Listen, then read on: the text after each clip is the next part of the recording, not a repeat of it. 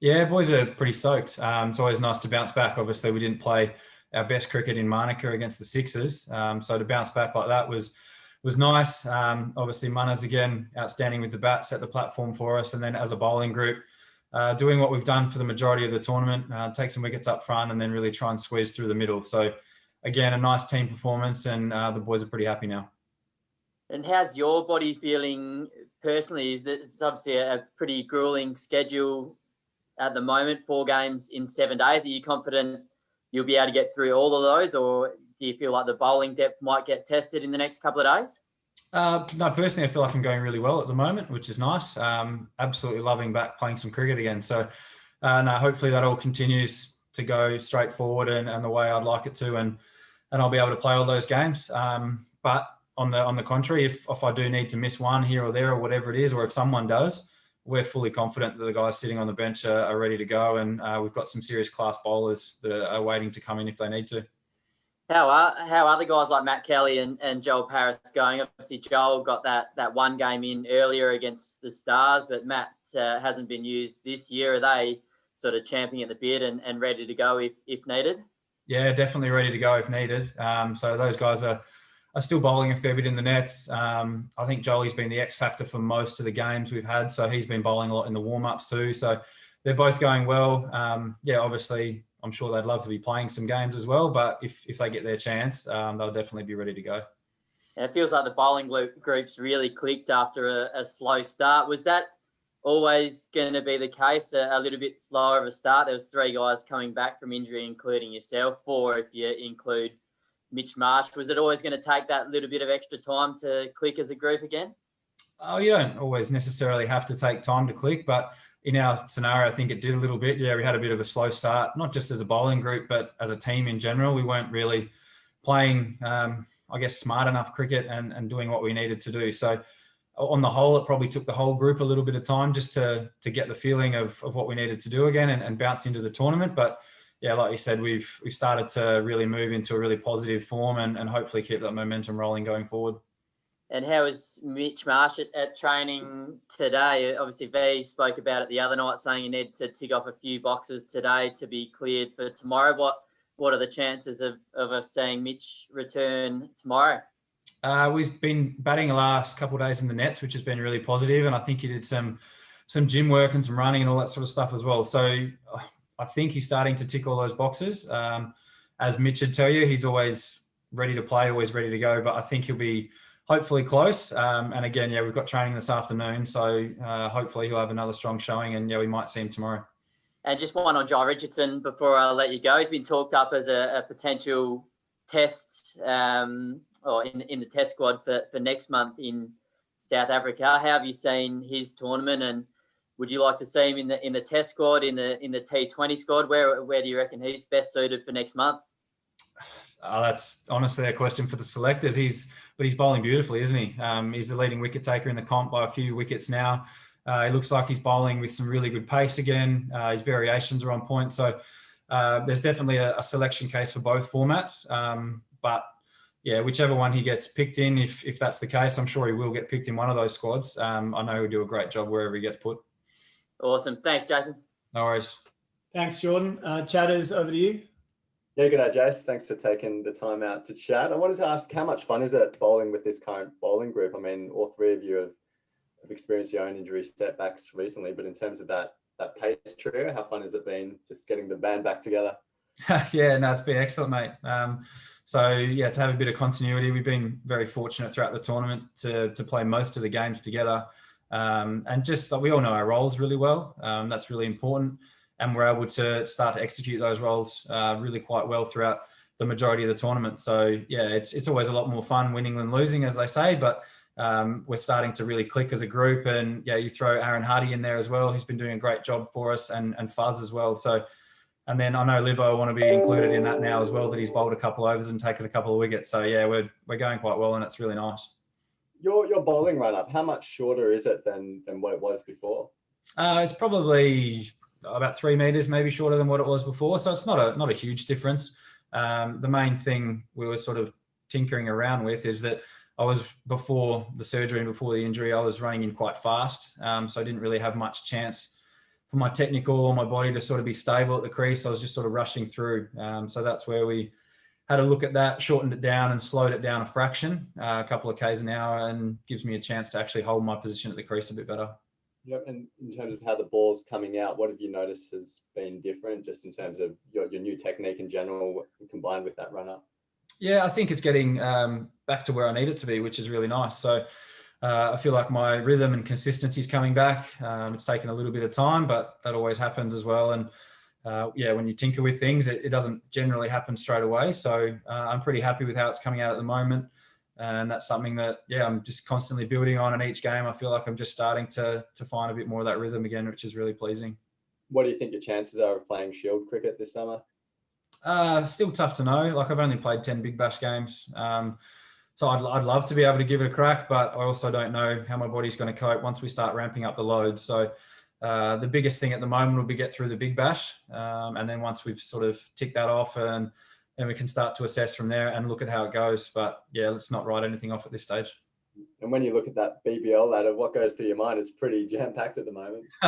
Well, one game either way can mean the difference of making the finals or not. So the simplest formula at the moment is keep playing good cricket and keep winning.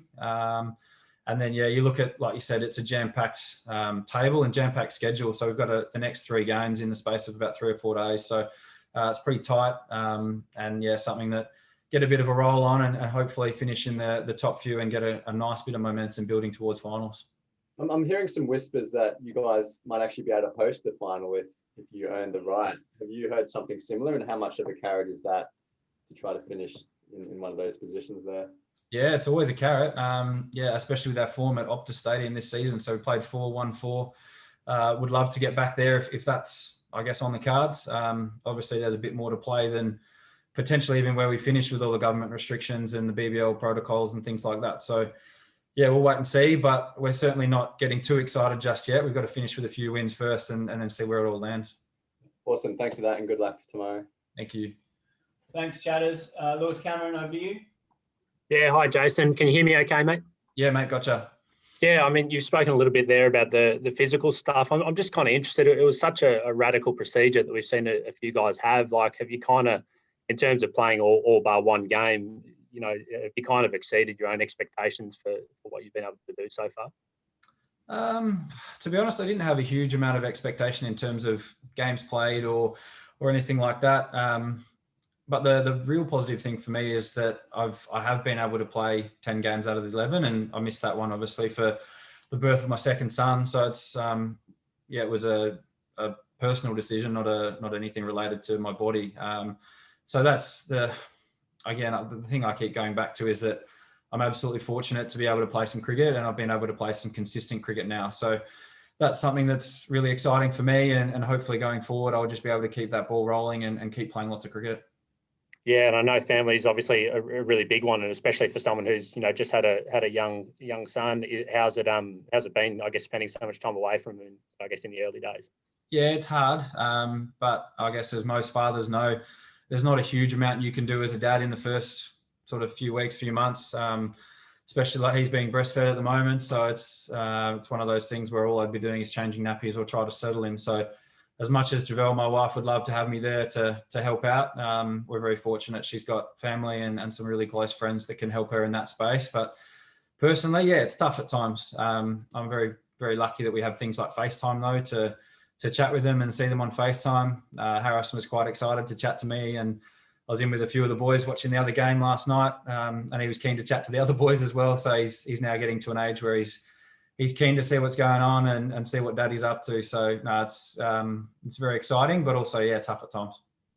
Yeah, no, I'm sure it is. And just kind of, you touched on the Shield stuff and potentially playing that. I mean, what are the kind of longer term goals for you, mate? Like, have you had to reset them a little bit, undergoing this procedure? And have they changed at all, having, gone so well so far in this?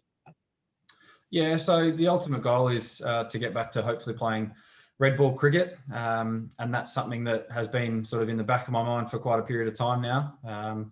But I guess the forefront of my mind is that I've started playing some consistent cricket again, which is great. And then what that next period looks like, I guess for the last 12 months, it's been a a white ball focus, and that's still obviously the case at the moment during the Big Bash, and then we can reassess. So it's a bit of a constant process, and I haven't had any specific dates or timeframes absolutely locked in stone because I just don't know how things are going to pan out. So it's a very, I guess, ever-changing beast in that sense. Something I'm keeping my mind and my options open, and I think hopefully if I just keep playing good cricket, the rest might look after itself. Yeah, and it must be difficult, and it's great that you're still so keen on red ball cricket. But were there kind of times where you just thought about kind of giving that away and giving your strength in white ball cricket, and just, you know, would it just be easier in some senses to do that?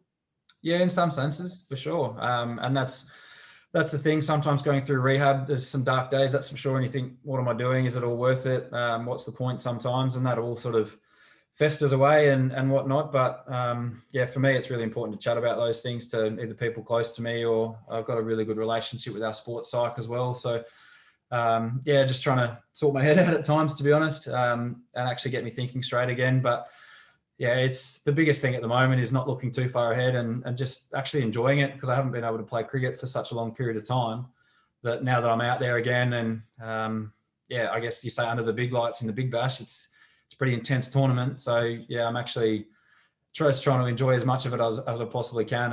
And yeah, winning obviously always helps, but yeah, just actually playing cricket's, mate, it's amazing at the moment. Yeah, good to hear. Thanks, Jason. Cheers. Thanks, Lewis. Over to Tom Wildy. Jason, good to speak to you. I was just wondering about your take on the sort of discussion that's revolving around the Australia Day weekend and Big Bash and Cricket Australia's decision to drop Australia Day from the marketing and the Prime Minister's reaction. Were the players involved in that decision, and what's your opinion of it all? Yeah, so from my understanding, like certainly I personally wasn't consulted. I'm not sure whether as the captains of the teams or anything were consulted in that way, but I know that Cricket Australia wouldn't have made these decisions lightly, and they would have been chatting to their key stakeholders about it, I'm sure, as well. And the main thing for us as a playing group, like we've decided that we're going to be wearing our Indigenous strip for the rest of the tournament. So that started from when we moved away from Perth. So that's something that's really important to us as a playing group. And we know that diversity and inclusivity is so important in our game, and also that discrimination has no place in cricket, but also in society. So whatever happens with that, we're very fortunate that we're in a position to uphold that as well. Do you see sport as having a role in promoting inclusion and diversity more broadly than just within cricket? Yeah, for sure.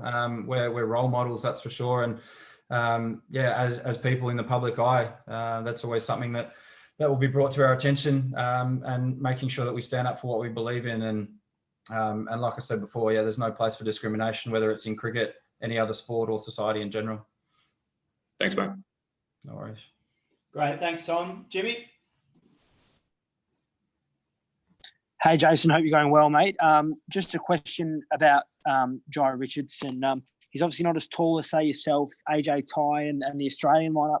What makes him so good, and why do you think he can succeed playing for Australia at whatever level he's chosen in next?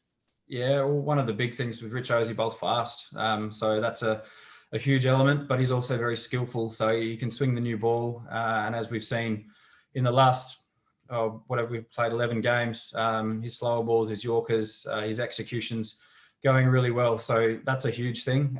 Like you said, he's not the tallest bloke, but he's got a lot of other really strong qualities, which makes him a great fast bowler.